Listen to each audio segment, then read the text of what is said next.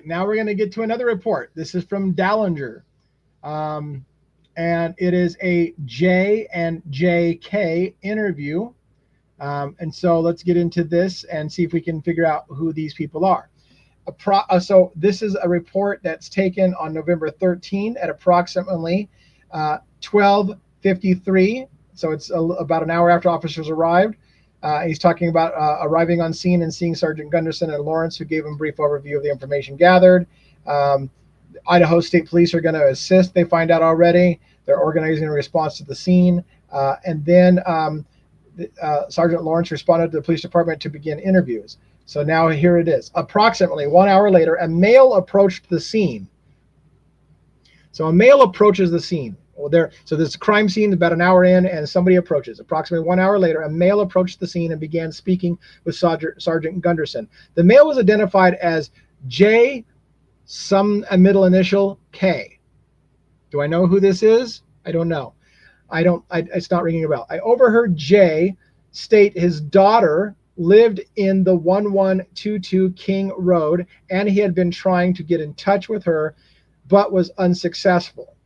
So one of the parents, and if J and K, if he's a parent, right, it's now Kernodle's dad. That's what it looks like, right? I overheard J state his daughter lived in the 1122 King Road residence, and he had been trying to get in touch with her, but was unsuccessful. So an hour into the crime scene, somehow the father of Xana, it looks like, has been notified that is concerned enough that he's coming over to the house. It was also learned J's daughter, I don't know, J space K, so Kernodle, was nearby the scene. So the father was nearby the scene.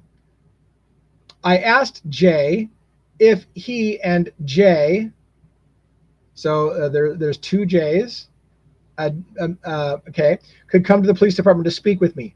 I think there is two J's.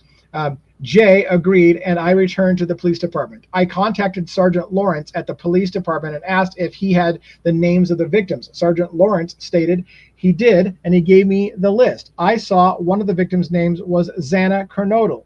I then met with J and J, two J's, Kernodles, I believe, in the interview room off of the police department lobby. Once in the room, I activated the audio and video recording equipment. I asked J and J for their information, two people named with the first initial J, and they both handed me their Arizona driver's licenses. After writing down their information, I asked J what the name of his other daughter was. J told me her name was Xana. I then informed, so now I get it. J, Xana's father, is with Xana's sister, it looks like, and he's told me who. So that's one of his daughters. And he's asking who your other daughter is, the one in the house. He says Xana. Okay, so this is what I'm determining as we go through this. I then informed J and J, so it looks like father and his daughter, about who's also a sister of Xana, that Xana was identified as one of the victims, and that she was deceased. Both J and J became very upset and were crying heavily. No shit. I get that. I asked J and J when the last time they communicated with Xana was. J stated she, so this must be sister of Xana. I don't know her sister's name, and to confirm the J thing, so I apologize for not being up on this. I have to assume this is Xana's sister, that she has a sister with the name J. You guys probably know that already, and I'm coming to speed with it. All right. She stated she texted with Xana on 11/11, a couple days prior to this, at approximately 1700 hours. Jay said the text messages were brief and were not of any substance. Jay said he texted Xana, so now it's the father, on the same day a couple days ago at around 1540 hours, and she responded stating that she was at work.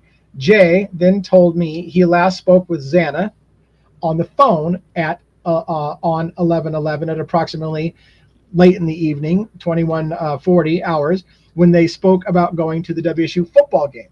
I asked Jay where Xana worked, and he said at the Mad Greek, or at Mad Greek. I asked both Jay and Jay, father and daughter, and sister of Xana, if Xana had mentioned anything about having any issues with anyone or anything strange occurring lately. Both Jay and Jay said Xana had not said anything. Jay said Xana had a boyfriend, Ethan Chapman, they said. Again, I think that name is incorrect spelling. That's okay. It's a early police report.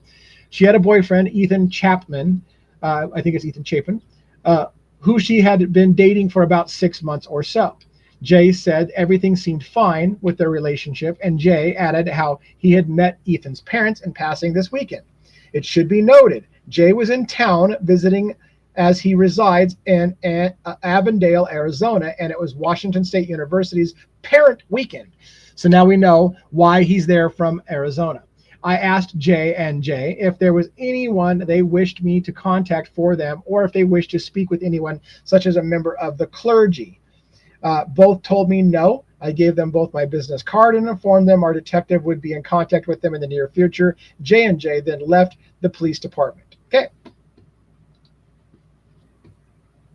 Again, all of these facts, some of you won't read the documents. Some of you want recaps of the documents. Some of you will find my recap a little lengthy. I'm sorry. I'm just highlighting the parts that I think are going to become important. Details that I believe are going to become important. Some of them I think are important already. Some will become important. All right, now we're talking about John Lawrence. Lawrence, an initial report on 11/13 at 1200 hours, so roughly right after they got to the scene. Captain Barrett called me and informed me that there had been multiple victims of a homicide located at the residence. This person called Detective Vargas and was informed that she was out of town and would be back to Moscow on morning. He called Detective Mowry and informed me that he would be on his way shortly. Called Lieutenant Mike Mooney and told him he needed assistance from Idaho State Police detectives. Mooney put me in contact with Sergeant Gilbertson, a bunch of people. Okay, now let's get into the details that I thought were important. I responded to the scene where I met with Sergeant Gunderson. Sergeant Gunderson informed me that officers were dispatched to an unconscious person at 1122 King Road, and that is when they found 4 deceased college-aged people in the residence. I told Sergeant Gunderson I needed someone from his team to return to the police department to start writing an affidavit for a search warrant. Sergeant Gunderson asked Officer Nunez to handle that task. I entered the residence from the entrance on the north side of the building. Officer Warner, who was securing the scene, logged my entrance into the residence. I then went up to the stairs and located a deceased female on the floor and a male in the bed. So again, this officer comes in on the first floor, Bethany Dillon's area, where they're down on the bottom floor. I went up to the stairs, located the deceased female on the floor and a male in the bed in the west bedroom on the second floor. I climbed the stairs to the third floor and located 2 deceased females in the southeast bedroom. They were both in bed. I spoke with Officer Smith, who was securing the residence at the south entrance for a moment. Then I exited the residence through the north entrance. Officer Warner noted my departure. So he just came in, looked at the bodies, left. And then he returns to the police department where he meets with some people anyways. And then it talks about, I requested that they interview the other occupants of the residence where the deceased were located. There were also several friends of the deceased who had been with the deceased the night before, and they may have information about their whereabouts and who they were with prior to the murders. These interviews started at about 13:48 hours. So it's about 1:50 in the afternoon. They're starting interviews with the people. Those to be interviewed arrived at the police department at about 1:30 in the afternoon, it looks like, and they started being interviewed at 1:48. I put them in the training room and provided them with drinks and snacks. Now I'm going to skip through a bunch of stuff and just highlight the parts that I thought was important. I spoke with S and K, and I'm not sure if I know who these are. I spoke with S and K in the lobby interview room. They told me they had a great relationship with Madison. She got along with everyone. She had a strong relationship with her boyfriend, Jay, Maddie's boyfriend, JS. I think that's Jack Scherger, who lives in Boise, and that she had just gone to Boise to see him the weekend prior. So I think JS here is Jack Scherger. Again, a lot of JSs. Jack Showalter, Jack Scherger. This is Jack Scherger, I believe. So some of you may get this wrong, I believe, and think, oh, there's Jack Showalter. I think it's Jack Scherger. And a lot of you know that. Some of you will get confused because you're new to the case. And there's a lot of JSs. There's a lot of HSs or HJs. There's a lot of confusion in this thing because of the initials. Madison and Jay, I believe Jack Scherger, have been dating for about a year and a half. Jack, is from, in the points of someplace we don't know there. I asked if there were any problems in the with past boyfriends, and there were none to their knowledge. I asked if Madison had mentioned any stalking behavior from anyone or anyone that might made her uncomfortable, and they said she never spoke of anything. It's interesting the officers are all talking about stalking information early on. I don't know what to make about that. When did they first start getting the idea that one of the girls were stalked? That's very interesting to me. How are they already asking questions about stalking?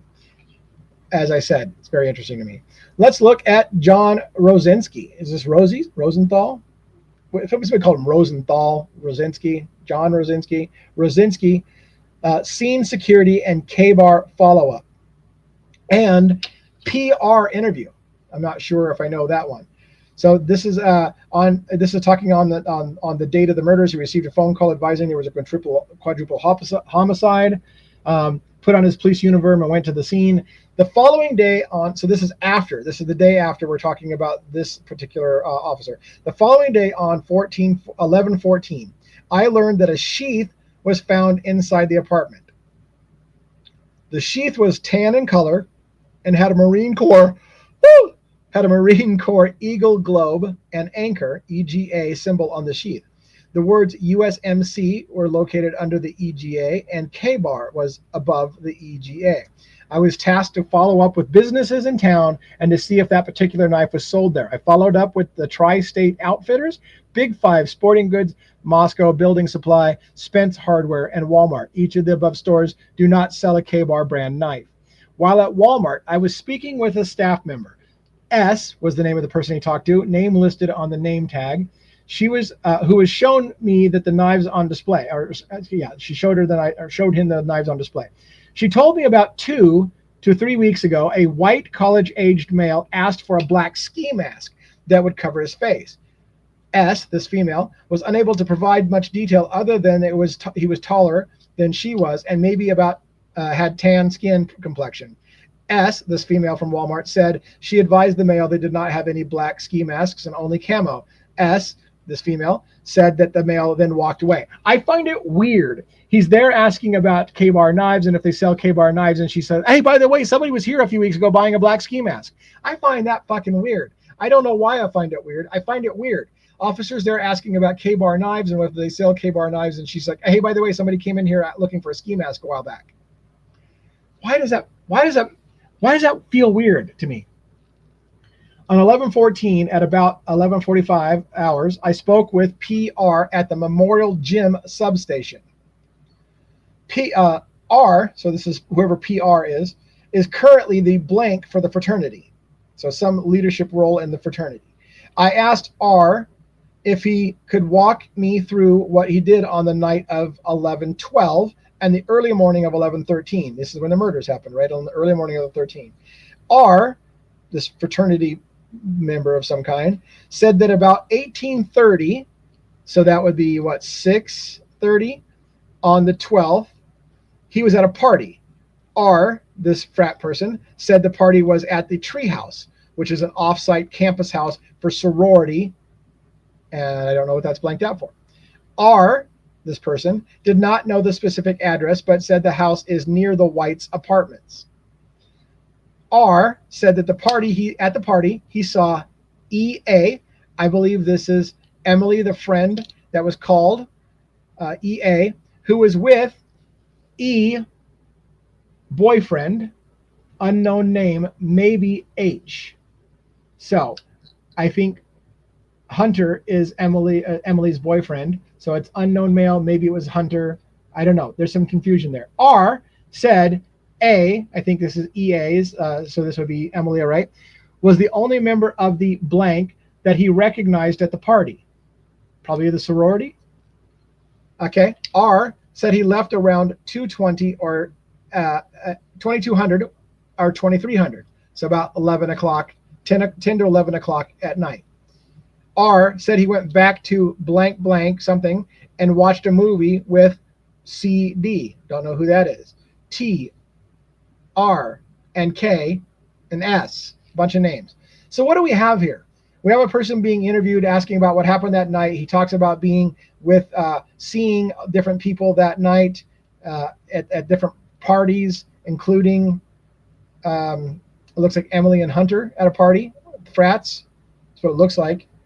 It's confusing. R said he went to the corner club. So everyone's at the fucking corner club. Like the entire fucking Moscow's at fucking the corner club. A lot of people knew the girls and were at the corner club. R said he went to the corner club at 1:49 hours on 1/13/22 to pick up J, G, J, D, and NR. Is JD Jack DeCoeur? Okay, so the girls leave around this time, and this guy shows up from the frats to pick up a group of friends. We do know from documents Jack DeCoeur is seen at the corner club bar with a group of friends, with a couple of others. This person comes and picks up 3 individuals, one of which is JD. Is that Jack DeCoeur? R said they were alone and not with anyone. R, this person from the frats, said he dropped the 3 individuals off at their apartment, King Road. Said after he dropped them off, he went back home. This is important. If this is Jack DeCoeur, this is important. Jack DeCoeur goes home at the same time that Kaylee and Maddie leave the bar, approximately. All at the same time, happening at the same time. There were reports early on that Jack was clear across town when the murders happened. There were other reports that he went into his apartment and he was asleep in his apartment when the murders went down. There's multiple conflicting stories, but we hear from officers. I think we're hearing from somebody that they said they picked up a group of men, one of which was JD. I think that's Jack DeCoeur, and dropped them off at their apartments. So they're in the right place at the right time, if you will. Let's continue on.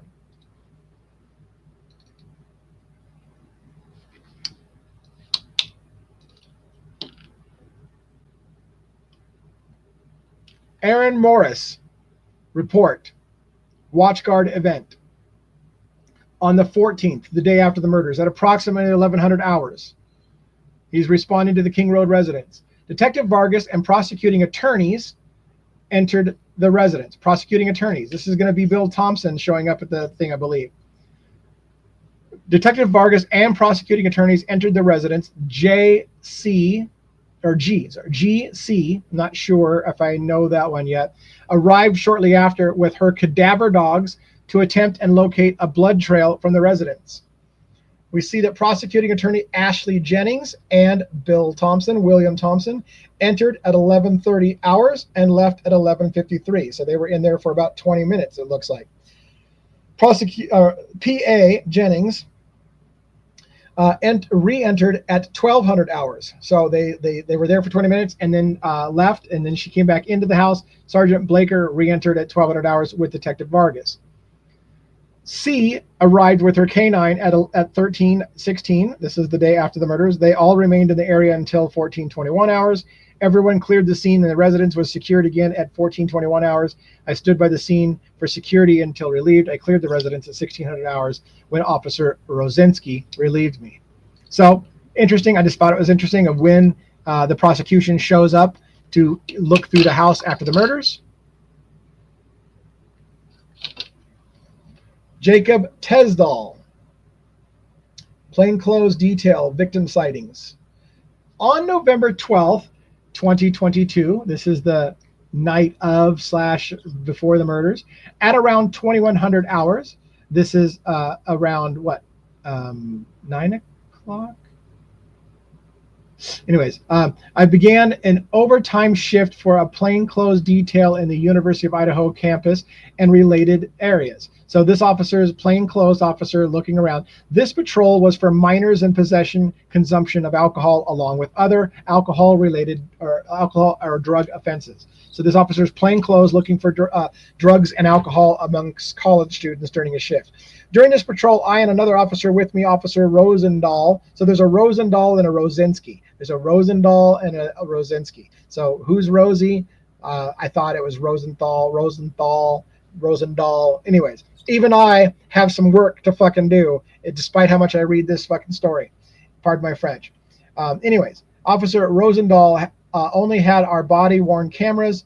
We were operating out of Moscow Police Department's Ford Fusion, which I drove throughout the entire detail. This particular department vehicle did not have a dash camera or any other recording device. My street time conducting the plainclothes detail concluded at 3:52 on November 13th. So this was just before the murders, according to this thing, at 3:52.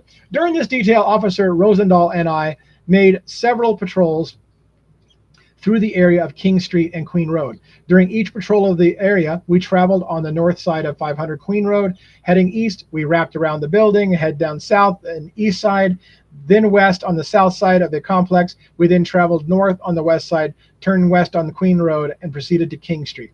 During one of the patrols in this area, while approaching the southwest corner of 500 Queen Road, I recall seeing a darker colored vehicle with taillights on. This vehicle was parked facing south, on the south side of the parking lot, towards and the west end. There was a short section of the parking lot which extended to the west of 500 Queen Road, south of 1122 King Residence, which was where the vehicle was. So now we have an officer reporting vehicles in the area with their lights on. People are actively there right around the time of the murder. This is very close. Each time we patrolled this area, I drove the same route.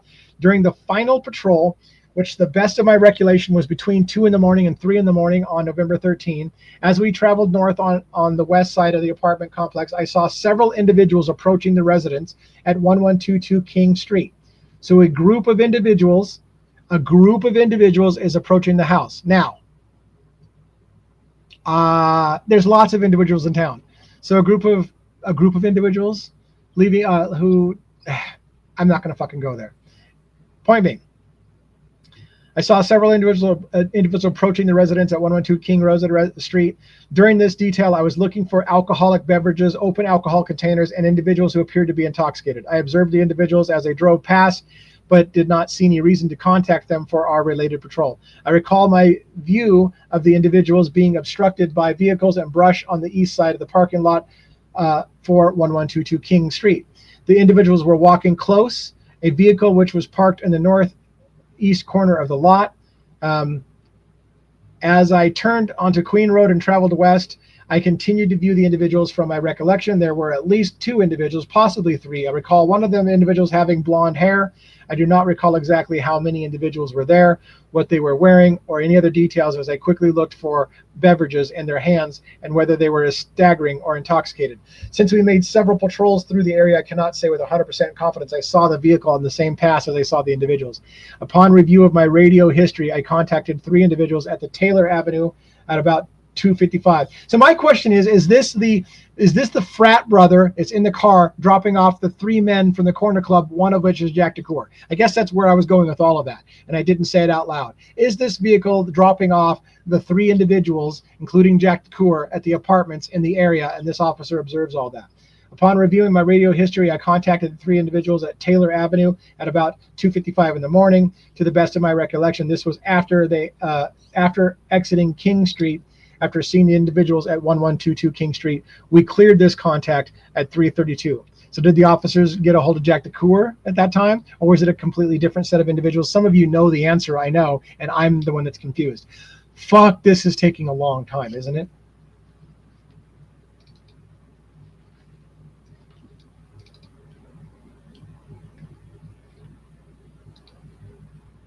Now we're going to get to David Hathaway.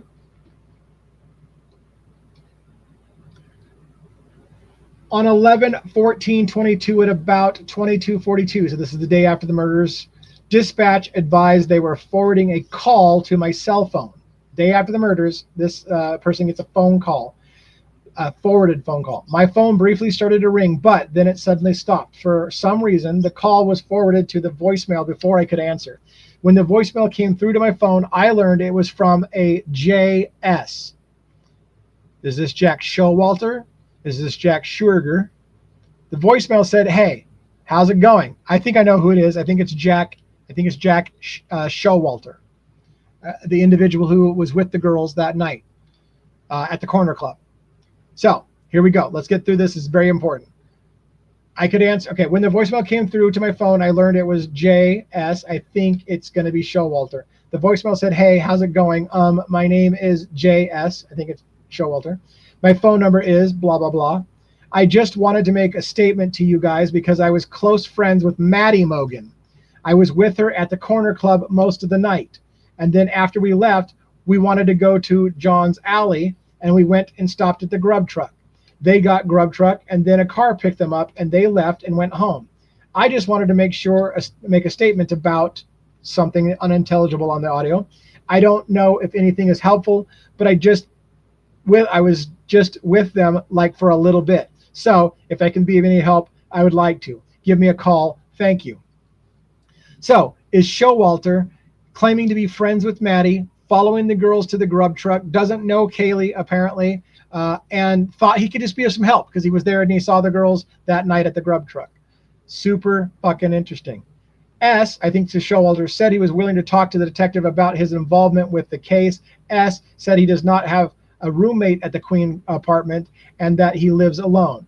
I recorded our conversation with my dash camera with BWC. I'd like to get a copy of that. I would like to get a copy of that video. The videos were uploaded to the Watchdog server. I had so somebody should do a FOIA request for that, and maybe I will. I attached the audio file of the voicemail. S left. I think Showalter left me to this case through Spillman. All right.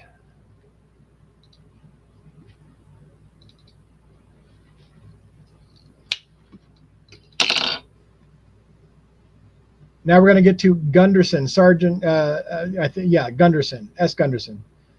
On 11/14, this is the day after the murders, I responded to the area, the King Road and Queen Road. I photographed and looked in the 3 dumpsters in the area. So now the police officers are looking through dumpsters in the area. All 3 dumpsters were located on the street. I saw nothing of evidentiary value in the dumpsters. I photographed them and cleared the area. ISP later pulled the trash pursuant to this investigation. Some blood was located on the 2nd floor at something Taylor Avenue. Some blood was located on the 2nd floor at something Taylor Avenue. Taylor Avenue is only commonly referred to as the Whites and is a known party location. The blood was isolated to one area with no trail to either area. I photographed the blood and notified on-scene investigators. Now, this is the question. Is Jack Showalter living at the Taylor Avenue apartments and blood was found at his place? Officer House and I walked various areas around the crime scene looking for evidence. Officer House and I found nothing of evidentiary value. Hey, that's the first. That's important. Was Showalter, Jack Showalter, the one that's at the Taylor residence that they find blood at his place? Many people are saying that. So that's, I think, what people are concluding is that blood was found at Showalter's place. He was there with the girls at the grub truck. He said something threatening, like, they're going to get you for that, Maddie. We know about these things. So what was going on at the corner club? What does he know? Now let's look at Roger Lanier's report. On November 15, this is now a couple days after the murders, at 9:30 in the morning, myself and Detective Mowry responded to the corner club. So now these officers are going to the corner club to get video footage from that night. They went to the corner club to contact the owner, MT. This was a prearranged meeting to view video from the evening of November 12th to the early morning hours of November 13. The purpose was to confirm that Madison, Mogan, and Kaylee Gonzalez were at the corner club as had been reported, and to try to identify individuals seen on the corner grub truck video later in the morning, specifically a male who appeared to be accompanying them. So they're looking to make sure Maddie and Kaylee were at the corner club on the video footage and that Jack Showalter was there as well. Upon arrival, T, this is MT, the owner of the corner club, already had the video up on the screen and queued to the proper time frame. Detective Mowry began scrolling through the video, which consisted of multiple views and multiple screens that were all in time sync. We determined that Goncalves, Kaylee, and Mogan, Maddie, arrived at the corner club at 10:20 p.m. 22:20 hours, 10:20 p.m. in a Prius type vehicle with one other unidentified female. So Maddie, Kaylee, and another female are together coming to the bar. Who's the other female? The vehicle was determined to be an Uber vehicle, and the driver was identified. Goncalves and Mogan mingled around the bar, but spent most of their time in the front along the bar next to the left end as you face the bar. They make occasional trips to the restroom and speak to several people as they mingle. At midnight or 22 hours afterwards, Kaylee paid her bar tab with her credit card. consisted of 9 well vodka and 2 add juice. T, the owner, provided a copy of the receipt. At approximately 1 o'clock in the morning, Kaylee engages in a conversation with a subject identified by bar staff as J. J, S, I believe, is Jack Showalter. Kaylee is engaging in a conversation with Jack Showalter, it looks like to me. S, I think is Showalter, was seen with Goncalves and Matt Mogan in the grub truck video later in the evening. This appeared to be consensual conversation, and it appeared they knew each other. This is interesting because, again, Jack Showalter says, I know Maddie, I don't know Kaylee. Here we have Kaylee and Jack Showalter engaging in conversation, and it appears to them they know each other. So that's all interesting as well. Jack Showalter on his own calling the officer, hey, just wanted to let you know, I know Maddie, I don't know who this other girl that's with her, but here we're seeing from the video, Jack Showalter, it looks like, is talking to Kaylee, and it appears to the officers that they do know each other. Why is that a confusion? What is going on there? Things that make you go, At approximately 1:14 in the morning, Mogan joins in the conversation, and all three remain generally in the area of the bar near the wall. So Jack Showalter's talking to both the girls now. I think this is Jack Showalter. I'm telling you, I think. It's redacted. Nothing stood out during that time, and both appeared to know Showalter. Both appeared to know Showalter. Again, Jack Showalter. I know Maddie. I don't know who Kaylee is. Maybe he just met her that night. Maybe they were just talking for the first time, but it just looks like they were all friendly. But the officers think it looks like they know each other. At 1:31 in the morning, S, Showalter, I believe, paid his bar tab with his credit card consisting of 5-can bottle and 2 kamikaze. After paying, he walked to the back of the bar, went into the restroom, and came back out, retrieving his coat, and came back to an area near the exit where Goncalves and Mogan were waiting. So it looks like the girls were waiting for him. Showalter, it looks like, then waited in the background while the girls finished their conversation with others. Then they all exited the building at 1:37 a.m. It appears the girls knew Showalter and that Showalter was escorting them from the bar, waiting for the girls to leave per their request, of what it looks like to the officers. The parking lot camera shows them walking away together across, then out of the parking lot in a westerly direction. They were all dressed in the same. They were all dressed the same in grub truck video, with Showalter wearing a white or very light colored hoodie with a brown coat over it. While reviewing the video, we also recognized JD. I believe this is Jack DeCour. While reviewing the video at the corner club, they noticed Jack DeCour. In case people were wondering, was Jack there that night? Yes, Jack DeCour was there that night. So it says, JD, who was reported to be Goncalves' ex-boyfriend, Jack DeCour. We did not track his movements in the video, but he appeared to spend most of his time at the opposite end of the business, seated with several other males. So Jack and Kaylee are not interacting. Jack is at the opposite end of the bar with a group of males. At one point, there appeared to be a brief interaction with Goncalves that looked cordial in passing. D, somebody, left at 1:51 hours with 2 other males. That's DeCour, I believe. So Jack DeCour leaves at 1:51. The girls left at 1, all at the same time. This is basically what's happening. All of this stuff is happening at the roughly the same time. The girls are leaving. Jack DeCour and his friends are leaving. They weren't together. They were at opposite ends of the bar. Some said, again, Howard Bloom said there was a terse conversation. There was a terse exchange, and that Kaylee was shitting all over Jack at the bar. These are things not seen on the audio. Kaylee was running her mouth and making everybody know that it was over between her and Jack DeCour. They were at opposite ends of the bar. The book says that there was a terse exchange between the two. The video says it looks like it's cordial. So what do you believe? All right. I noticed in the video that was the subject seen in the grub truck. I recognized him because of his unique sweater and long hair and beard. He was identified as HV by bar staff. HV. Do I know that name? Long-haired individual, HV by bar staff. He checked out at midnight using a credit card in the name of SV, showing 2 microtub. I didn't notice any interaction between V and Goncalves or Mogan. So this is another individual who's there at the grub truck when the girls show up, but he checked out earlier in the evening. A third subject was seen in the grub truck video, was also observed in the corner club, but we were not able to identify him. He is a stocky build, white male with brown hair and facial hair, wearing a brownish sweater. I did not observe any interaction between him and Gonzalez or Mogan. Because the video files were extremely large, Detective Mowry was unable to copy it to an external storage device. We left the business, and Detective Mowry is working on obtaining a usable copy of the video for further review, or for closer review. All right. Now we're going to read about Danny Vargas. November 14th, the day after the murders, Danny Vargas.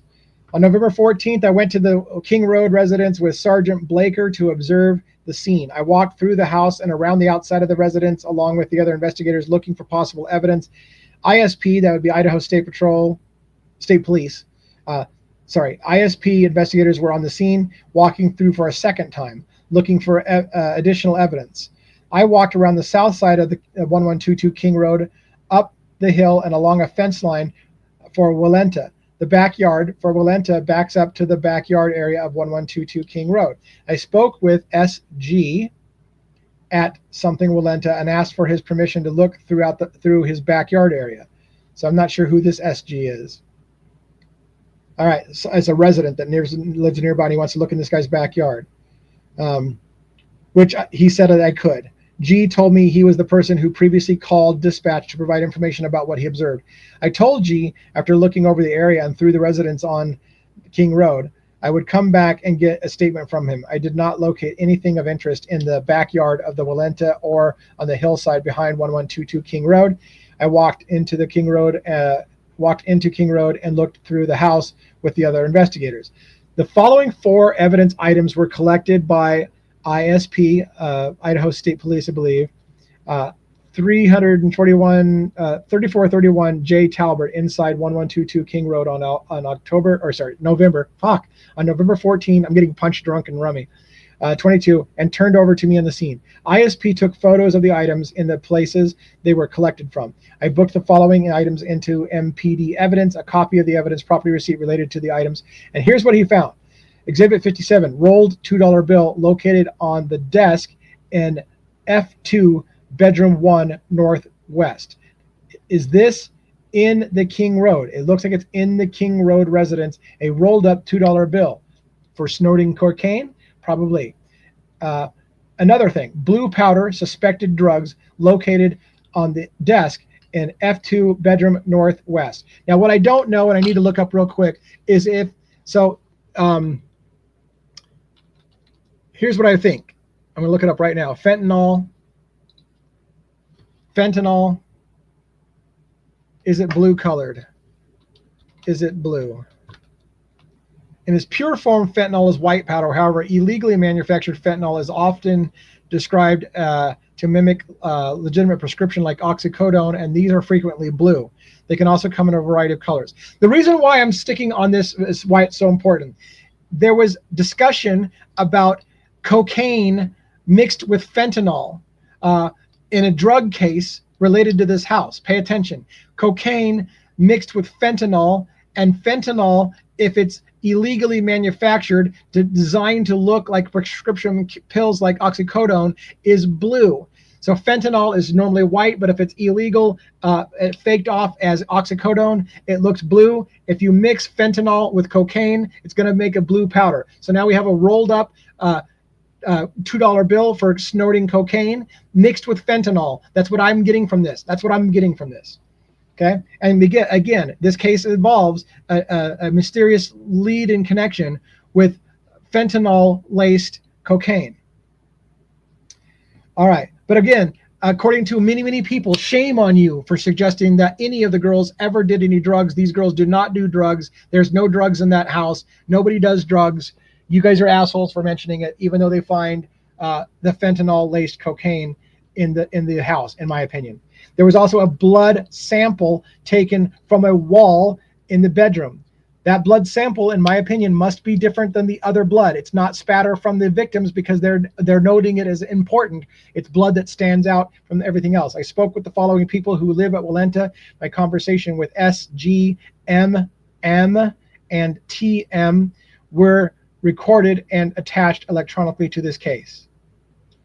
SG, this is that individual who lives nearby, told me the following. He woke up, this is the person that's behind the house, I believe. He woke up a couple of times Saturday night. He looked at the clock and he saw it was 4:17 in the morning and said after about 5 minutes after waking up, he heard a dog barking outside from the direction of 1122 King Road. G said he was going in and out of sleep after an hour. Around 5 o'clock in the morning, he still heard the dog barking outside from the direction of 1122 King Road residence. Again, is Murphy fucking free and around the house running around? G said his bedroom is on the far northeast side of Walenta and is closest to the backyard of 1122 King Road. G said there is a motion light outside of his window and said if it turned on, he would have noticed it. G told me he was living in his residence since January and has not heard the dog barking outside before in the middle of the night. I next spoke with MM. M told me on the 13th he woke up around 2:30 in the morning and left the house around 3 o'clock in the morning. M said he had an extended training day and it lasted about 12 hours. M said he finished his extended training day at around 1800 hours at Buffalo Wild Wings and arrived home at around 1830 hours, which would be what, 6:30 in the evening. M said he was with approximately 20 something members and did not notice anyone who should have been there, but that was not there. Or was okay. Anyways, I'm kind of confused about that. M did not remember hearing anything in particular when he woke up or left around 2:30 or 3 o'clock in the morning. M did not hear the dog barking. I spoke with TM. T told me he did not hear a dog barking at any point. T said he had been out at the bars that evening of the 12th and got home around 2:30 in the morning. T said he sleeps with earplugs in. T said his sister M, so now we know MM is the sister of T, mentioned that she saw Madison Mogan at some point at the corner club. So these people all saw him at the bar. T provided me with his sister's phone number. T is okay. So now we know a little bit more about those individuals. We can sleuth that later. Did I just fucking close? I closed the wrong fucking thing. All right. Now we're going to look at Aaron Morrison's report. On 11/15, a couple days after, L.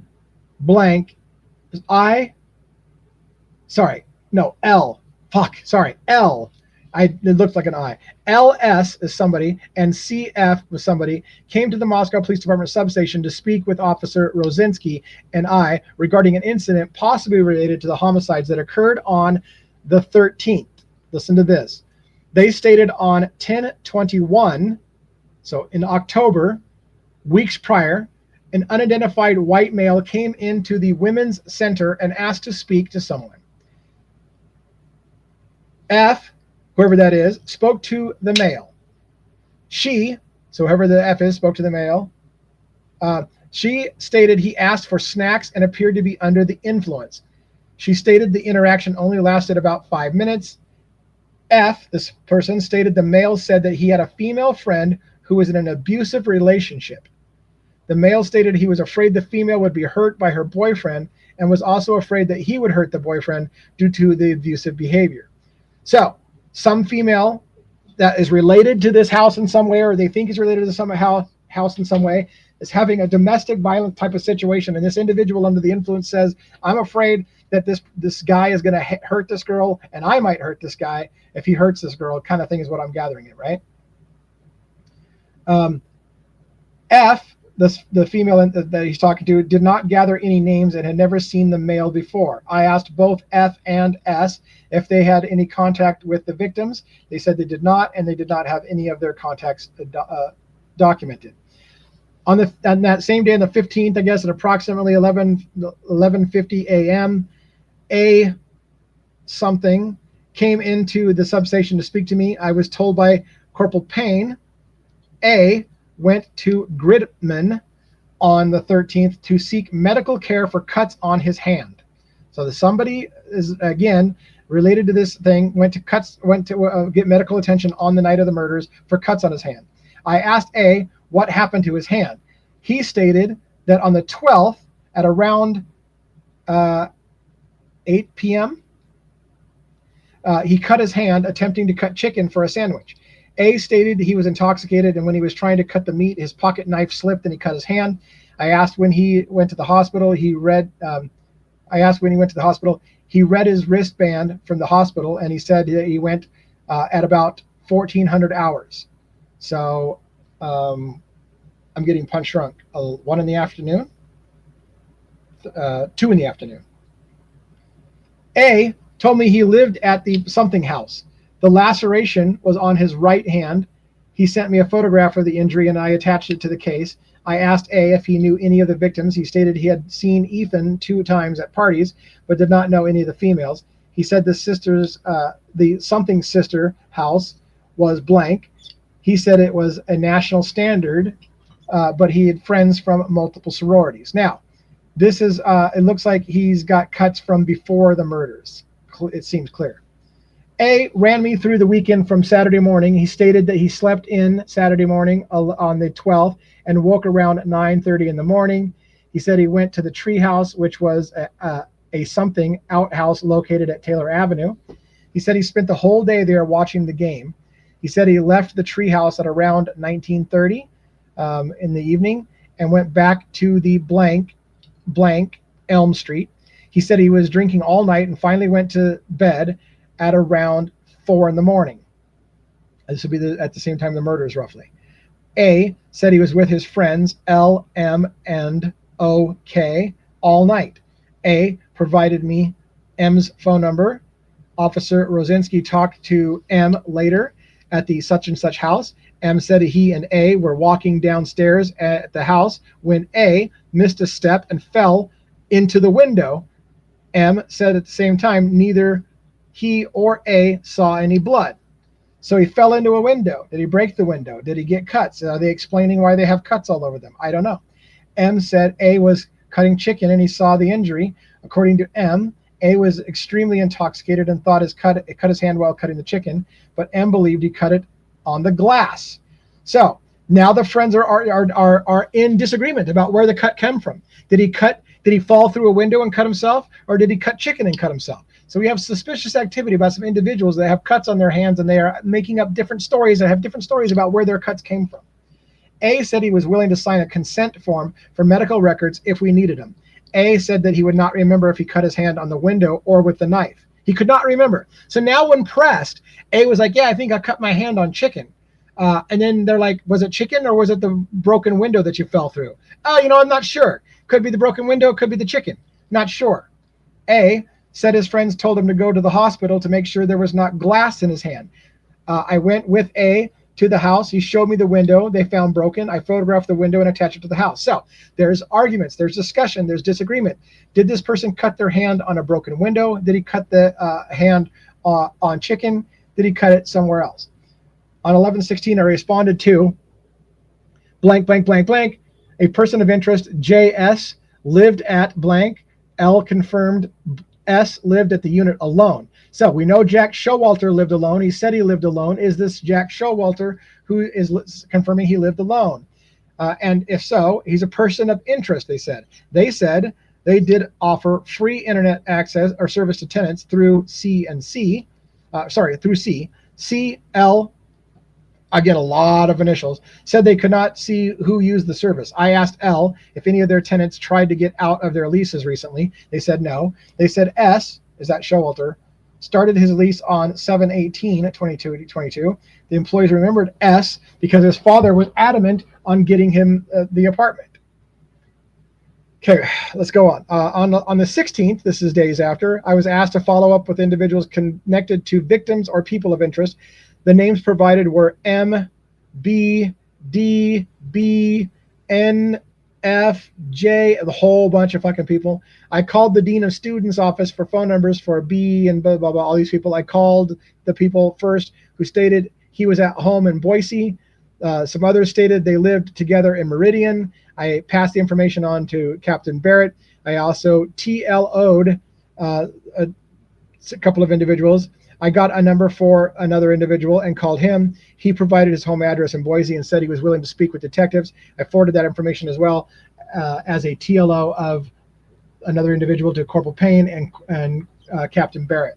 I'm trying to remember what TLO stands for, and it's not coming off the top of my head. On the 16th, D, S, and J, H, don't know who these individuals from the DOS office came to the substation, I believe. S stated he had information regarding the homicides. S first stated the DOS officer had a debrief to check in on everyone. S said J.D. Is that Jack DeCour? Okay, listen carefully. The DOS officer had a debrief and checked in on everyone. S, somebody named with the name S, said J.D., I think Jack DeCour, his name was brought up. He said it got him thinking because DeCour, I believe, had a recent care report put. Listen to this. I believe DeCour had a recent care report put on him on 11/3/2022. I think DeCour emailed the DOS saying, had a few different circumstances in my life that have substantially decreased my mental health. Wow. Jack DeCour is stating that he's having some mental health issues. What happened? What happened is that Kaylee broke up with Jack DeCour and he's having mental health issues. That's fucking crazy shit, people. I feel like I need to end on that for today, right? Jack DeCour, somebody's saying, hey, I need to talk to you about Jack DeCour. Jack DeCour was having some mental health issues before the murders. I remember this. On 11/4, S, whoever that is, called D, I think DeCour. S said DeCour, I think, seemed distant, distracted, and sad. Could it be because this is exactly around the time Kaylee Gonzalez officially broke up with Jack DeCour? She broke up with him 3 weeks prior to the murders. And Jack DeCour is having mental health issues, and he's sad, and he's depressed. S also brought up the grub truck video. He said he was guessing, but he believed it was DeCour, I should say it's D, what I think is DeCour, following the victims and hovering around them. Jack's having mental health issues. Kaylee's left him. He's depressed. He's having mental health issues. He's following his ex-girlfriend from the bar. Listen. S also said after finding out what had happened, D, I believe DeCour, was more concerned with his dog. So we know it's Jack DeCour. I thanked S for the information. I asked H if he was able to provide care reports for DeCour that they referenced. H said they did not seem hugely concerned, but would attempt to gather them. And that, my friends, is enough for now. Jack DeCour admitting that weeks prior, when Kaylee, around the time that Kaylee dumped him, was talking shit at the corner club, he was having mental health issues. It concerned people that Jack was having mental health issues and was not dealing with Kaylee's leaving him. And if you don't find that fucking important, we are not the same.